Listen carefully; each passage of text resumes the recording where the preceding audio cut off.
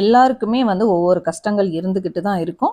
இருந்தாலும் நம்ம பூஜை அறையில செய்யும் பொழுது நம்ம ஒரு விசேஷத்துக்கு எப்படி ஒரு ஹாப்பியா நம்ம வந்து செய்வோமோ அந்த மாதிரி நம்ம பூஜை அறையை அலங்காரம் பண்ணணும், கிளீன் பண்ணணும். எல்லா வேலைகளையும் நம்ம ஒரு ஹாப்பினஸோட செஞ்சாதான் நம்மளுக்கு அந்த ஹாப்பினஸ் வந்து எப்பொழுதுமே இருக்கும்.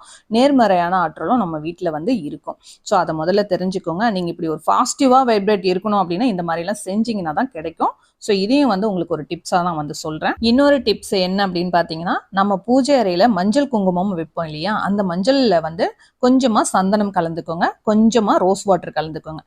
கலந்துட்டு நம்ம மிக்ஸ் பண்ணிட்டு நம்ம பூஜை அறையில இருக்க சுவாமி படத்துக்கெல்லாம் வந்து ஆள்காட்டி விரல்லையோ இல்ல மத்த விரல்லையோ வைக்கக்கூடாது, மோதிர விரல்ல தான் வைக்கணும். நம்ம மஞ்சள் வைக்கும் பொழுது நம்ம மோதிர விரல்ல மட்டும்தான் வைக்கணும். அதை முதல்ல தெரிஞ்சுக்கோங்க. நான் ஆல்ரெடி வந்து பூஜை அறை வீடியோல சொல்லியிருக்கேன். இருந்தாலும் இந்த டிப்ஸ் நம்ம சொல்றோம் இல்லையா, அதனால இப்போ நம்ம சொல்லிடலாம் அப்படின்னு சொல்லிட்டு தான் நான் வந்து உங்களுக்கு ஷேர் பண்றேன்.